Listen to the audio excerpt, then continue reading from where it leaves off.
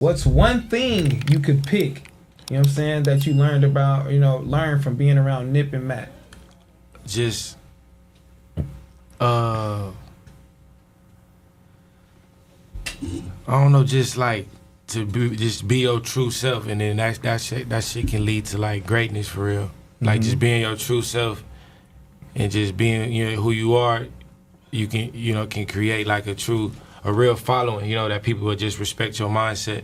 And I feel like both of them was them type of artists. Like they had like household fans, household names, and like, you know what I'm saying, like they fans really stood behind them because they really was like, they stood for something, you know what I'm saying? And I think both of them definitely just stood for greatness for real. They was like authentic, and they definitely pushed greatness for sure. Yeah. What's like? Give me a memorable moment with both of them. You know what I'm saying? With Nip, just like being in the studio with bro, just making the album, making the Victory Lap, and I remember bro handed me his black card. We was going to the store and shit, going to get some food and shit. And bro was hilarious. Like, I ain't got no cash. He gave me his black card and gave me his PIN number and shit. It was like that moment. It was just funny as shit how he did it. And that was the moment I realized like bro really trusts me. Like he rock really with me. Like he fuck with me. Like, you know what I'm saying. And then we just built the bond, just like when he was working on the album and working with Mike and Keys, and just like through that whole process, me and bro, we had a lot of plans to do music and do a lot of shit. And he always showed me love like a little bro, so that shit was just always dope. And then Mac, just being on tour with bro, just seeing him rock out shows night after night, and just seeing all the rock star shit he was doing on tour was just crazy. We went on a 66 run tour for 3 months when I got out of high school. So 66 shows. 66 shows, everything sold out, and just seeing how humble he was through the process. Like, like he was just humble and just always himself. Like he just handled it with he handled all that shit with a lot of humility, and that shit taught me a lot.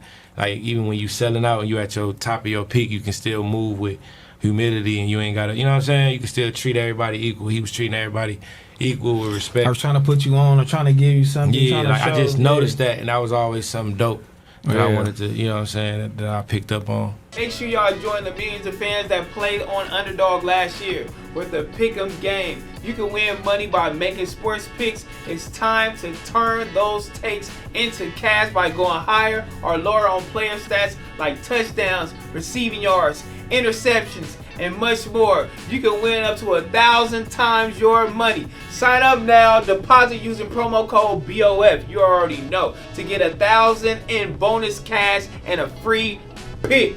That shit was just fire. Damn, you know what I'm saying? R.I.P. Yeah, shout out Mac, man. He was always I ain't met nobody in the game like him that, with the type of heart bro got. Bro got a real different type of heart, and he was always a real good person, but yeah, long live Mac for sure, long live Nip.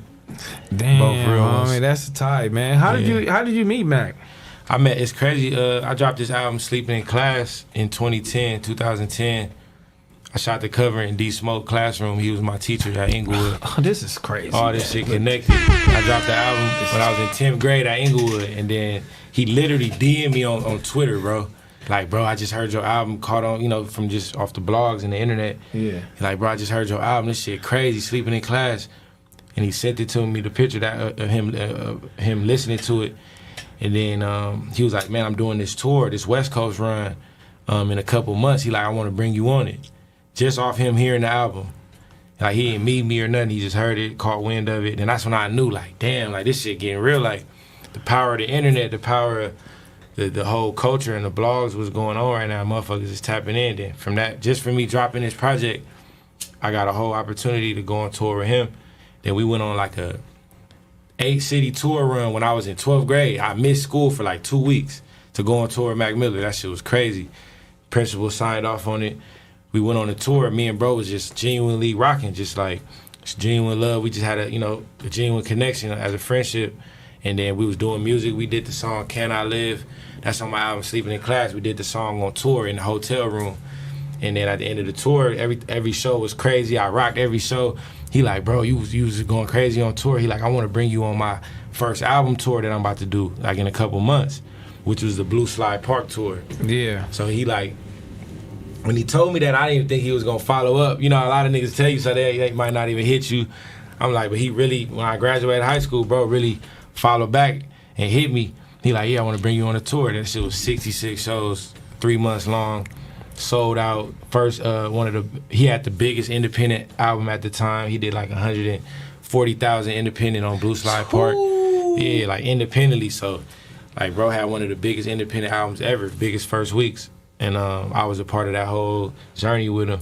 That shit was just crazy. Just watching bro go crazy and just learning the ropes. Fresh out of high school, learning the ropes with bro. That shit was just like one of the best learning experiences I could have had. You feel me? So you came up with Mac first before Our Future? Nah, like I was already rocking with Our Future OF. was already yeah, like the Our Future tape had already came out. Me and like Tyler was on that album. The album that I'm talking about that Mac hit me about, Tyler was on that. We had a song called DTA on that album. So me and Tyler was already rocking, going crazy, like starting the movement up.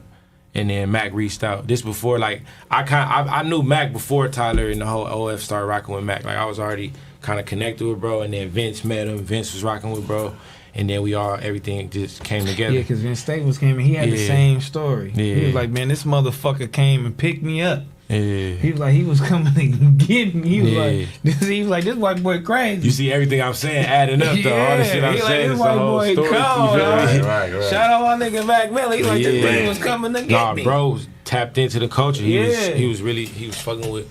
If he was rocking with something, a fan of something he wanted to be involved in. He wasn't just like trying to soak people energy and take. It wasn't no energy like that. He was just trying to add to it and bring something and be involved. You know what I'm saying? And that shit was just dope. Yeah, she was fire. Rest in peace, Mac Miller. Yeah, and then, you know, we were just talking about that. That's kind of is the definition of niggas going through shit you never know. Man. You know what I mean? And then he always got a good heart smiling, but then certain shit can affect you. Certain shit can bother you and affect you, fuck with you. Inside, you know? Yeah. Like, people be fighting them demons and, you know, you just never know. You got to check on people. You never know what they going through deep down, you know what I'm saying? So it's always more to it. Even when you got everything you really want, it's all, you know, some people still ain't truly happy.